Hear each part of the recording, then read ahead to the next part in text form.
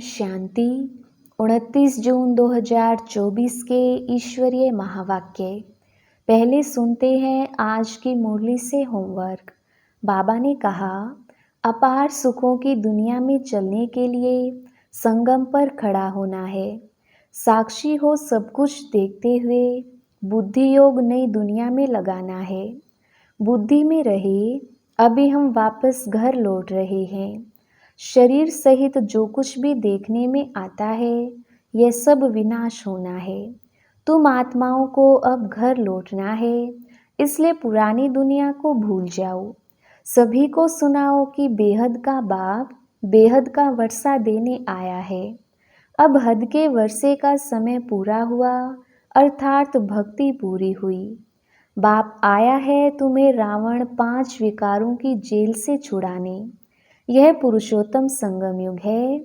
इसमें तुम्हें पुरुषार्थ कर दैवी गुणों वाला बनना है। सिर्फ पुरुषोत्तम संगम युग को भी समझ लें तो स्थिति श्रेष्ठ बन सकती है। बेहद के बाप से पढ़कर दूसरों को पढ़ाना है, दैवी गुण धारण करने और कराने हैं। और अब सुनते हैं महावाक्यों को विस्तार से।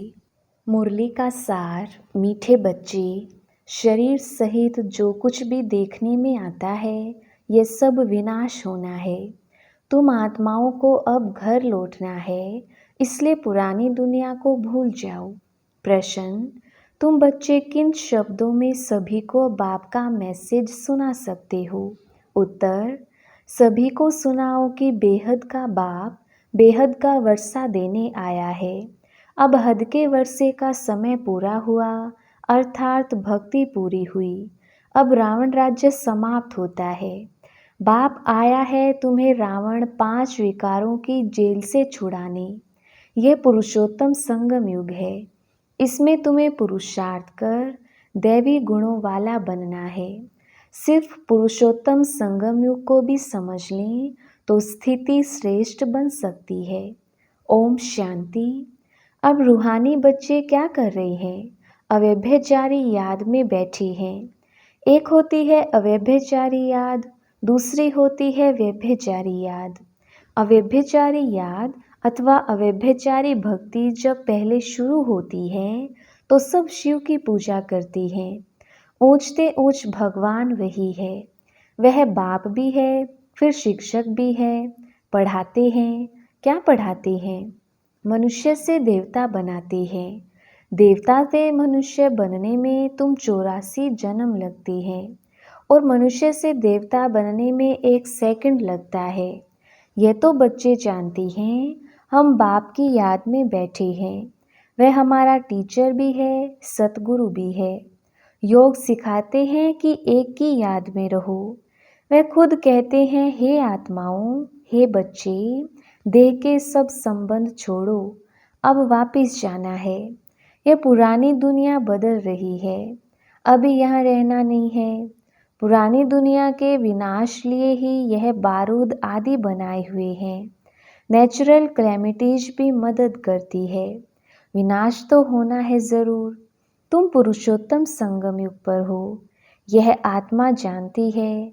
हम अभी लौट रहे हैं, इसलिए बाप कहते हैं इस पुरानी दुनिया पुरानी देह को भी छोड़ना है। देह सहित जो भी इस दुनिया में देखने में आता है यह सब विनाश हो जाना है। शरीर भी खत्म होना है। अब हम आत्माओं को घर लौटना है।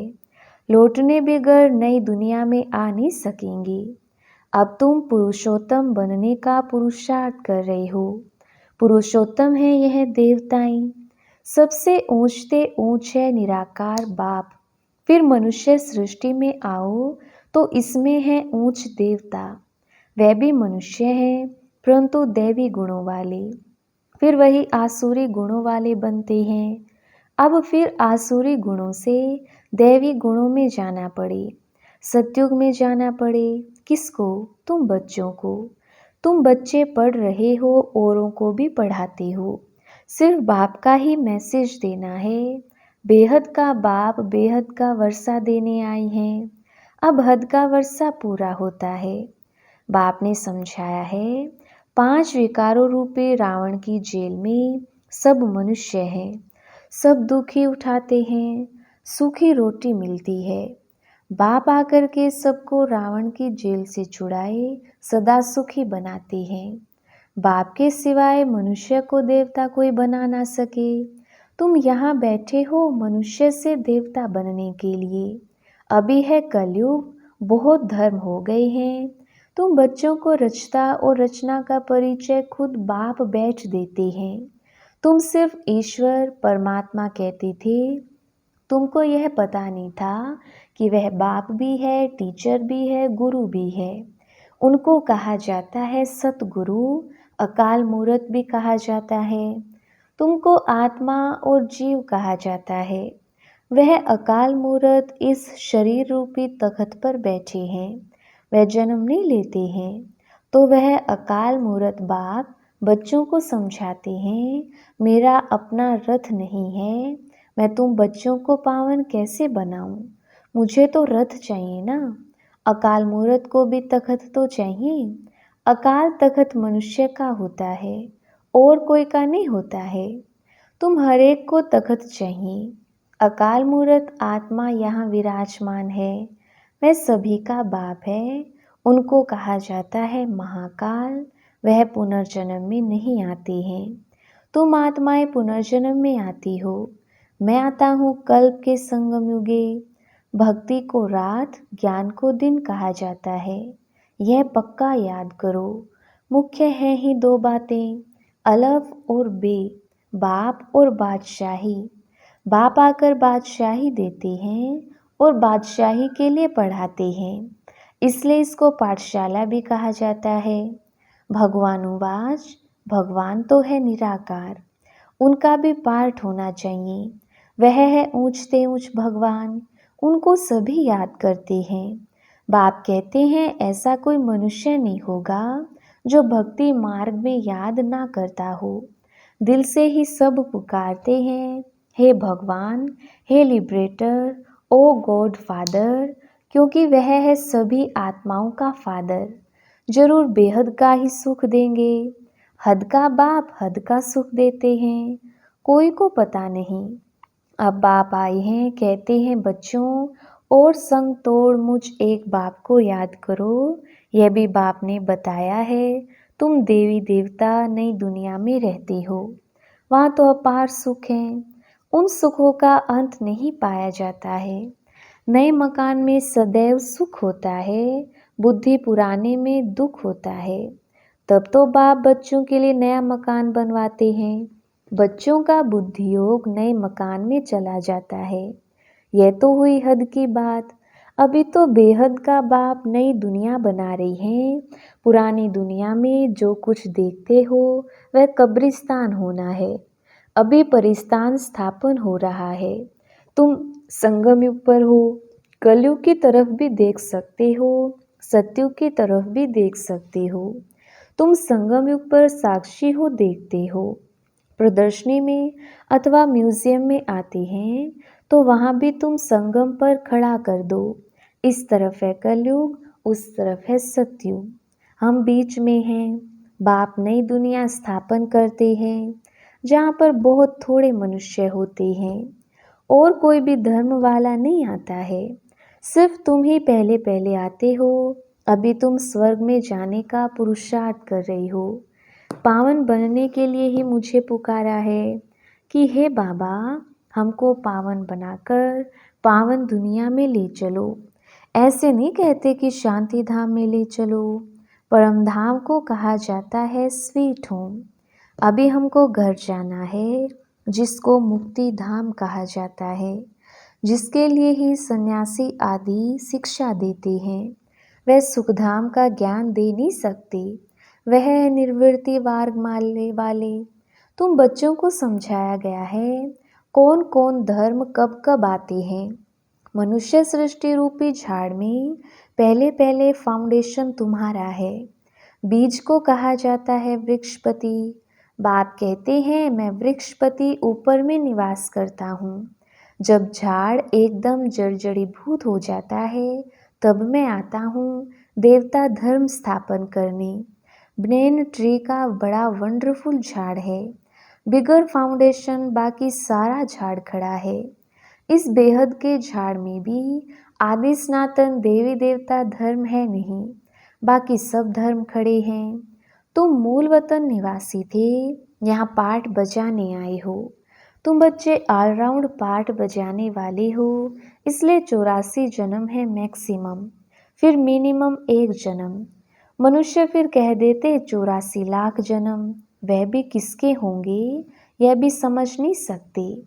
बाप आकर तुम बच्चों को समझाते हैं 84 जन्म तुम लेते हो, पहले पहले मेरे से तुम बिछुड़ते हो। सतयुगी देवताएं ही पहले होते हैं। जब वह आत्माएं यहाँ पाठ बजाती हैं तो बाकी सब आत्माएं कहाँ चली जाती हैं यह भी तुम जानते हो। बाकी सब आत्माएं शांति धाम में होती हैं, तो शांति धाम अलग हुआ ना। बाकी दुनिया तो यही है, पाठ यहाँ बजाते हैं। नई दुनिया में सुख का पाठ, पुरानी दुनिया में दुख का पाठ बजाना पड़ता है। सुख और दुख का यह खेल है, वह है राम राज्य। दुनिया में कोई भी मनुष्य यह नहीं जानते कि सृष्टि का चक्र कैसे फिरता है। ना रचयिता को ना रचना के आदि मध्य अंत को जानते हैं। ज्ञान का सागर एक बाप को ही कहा जाता है। रचयिता और रचना के आदि मध्य अंत का ज्ञान कोई शास्त्र में है नहीं, मैं तुमको सुनाता हूँ। फिर यह प्रायलोप हो जाता है, सतयुग में यह रहता नहीं। भारत का ही प्राचीन सहज राजयोग गाया हुआ है, गीता में भी राजयोग नाम आता है। बाप तुम्हें राजयोग सिखलाकर राजाई का वर्षा देते हैं।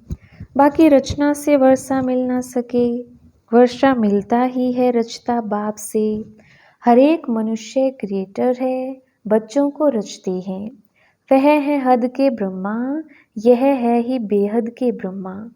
वह है निराकार आत्माओं के पिता, वह लौकिक पिता, यह फिर है प्रजापिता। प्रजापिता कब होना चाहिए? क्या सतयुग में? नहीं, पुरुषोत्तम संगम युग पर होना चाहिए। मनुष्यों को यह भी पता नहीं है कि सतयुग कब होता है। उन्होंने तो सतयुग कलयुग आदि को लाखों वर्ष दे दिए हैं। बाप समझाते हैं 1250 वर्ष का एक युग होता है। 84 जन्मों का भी हिसाब चाहिए ना, सीढ़ी का भी हिसाब चाहिए ना। हम कैसे उतरते हैं? पहले पहले फाउंडेशन में है देवी देवता, उनके बाद फिर आते हैं इस्लामी बौद्धि। बाप ने झाड़ का राज भी बताया है, बाप के सिवाय तो कोई सिखला ना सके। तुमको कहेंगे यह चित्र आदि कैसे बनाए, किसने सिखाया? बोलो, बाबा ने हमें ध्यान में दिखाया, फिर हम यहाँ बनाते हैं। फिर उनको बाप ने इस रथ में आकर करेक्ट करते हैं कि ऐसे ऐसे बनाओ, खुद ही करेक्ट करते हैं। श्री कृष्ण को श्याम सुंदर कहते हैं, परंतु मनुष्य तो समझ नहीं सकते कि क्यों कहा जाता है। यह वैकुंठ का मालिक था तो गोरा था, फिर गावड़े का छोरा सावरा बना, इसलिए उनको ही श्याम सुंदर कहते हैं। यही पहले आते हैं। तत्वम इन लक्ष्मी नारायण की राजाई चलती है। आदि सनातन देवी देवता धर्म की स्थापना कौन करते हैं यह भी किसको पता नहीं है। भारत को भी भुलाए हिंदुस्तान के रहवासी हिंदू कह देते हैं। मैं भारत में ही आता हूँ। भारत में देवताओं का राज्य था जो अब प्रायलोप हो गया है। मैं आता हूँ फिर से स्थापना करने। पहले पहले है ही आदि सनातन देवी देवता धर्म। यह झाड़ वृद्धि को पाता रहता है। नए नए पत्ते मठ पंथ पिछाड़ी में आते हैं तो उनकी भी शोभा हो जाती है।